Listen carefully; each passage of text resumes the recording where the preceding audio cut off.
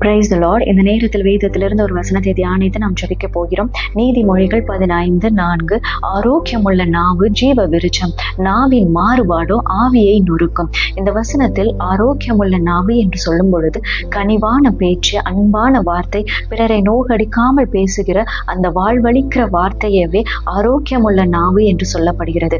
அதே நேரத்தில் மாறுபாடான நாவு என்று சொல்லும் பொழுது ஒருவர் வாழ்வை கெடுப்பதற்கும், ஒருவர் சமாதானத்தை கெடுப்பதற்கும், ஒருவர் மனமுடைந்து போவதற்குமாய் உபயோகப்படுத்துகிற அந்த வார்த்தையவே மாறுபாடான நாவு என்று சொல்லப்படுகிறது.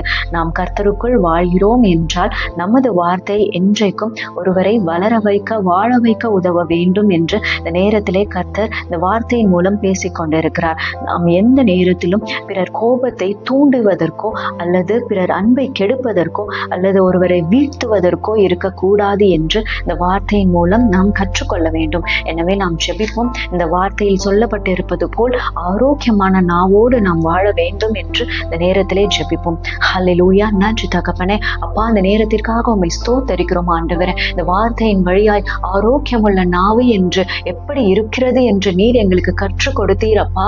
உமக்கு ஸ்தோத்திரம் ஆண்டவரே. அந்த ஆரோக்கியமுள்ள நாவை போல் எங்கள் வாழ்நாள் முழுவதும் எங்களுடைய நாவுகளை நீர் பாதுகாத்து கொள்ளும் ஆண்டவரே.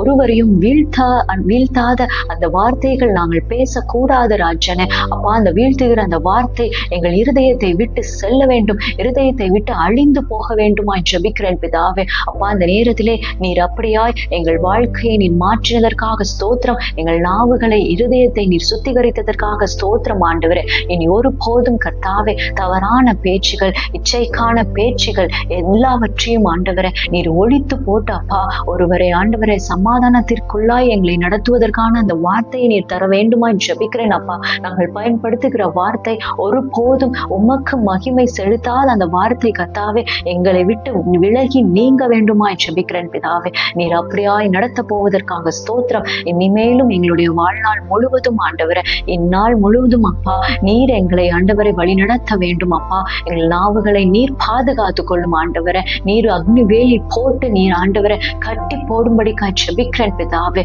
ஒருவருக்கும் தீங்கு நினைக்காத உள்ளத்தையும், ஒருவருக்கும் தீங்கு நினைக்காத அந்த வார்த்தையும் ஆண்டவரை அப்பா எங்கள் வாயையும் கட்டி போட்டு ஞானத்திலே ஆண்டவரை நன்மைகளை மாத்திரம் ஆண்டவரை நினைப்பதற்கு நீர் அந்த ஒரு இருதயத்தை தர வேண்டுமா ஜெபிக்கிறேன் பிதாவே.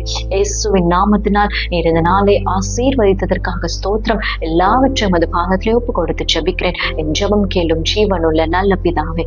ஆமென். Be blessed in Jesus Christ.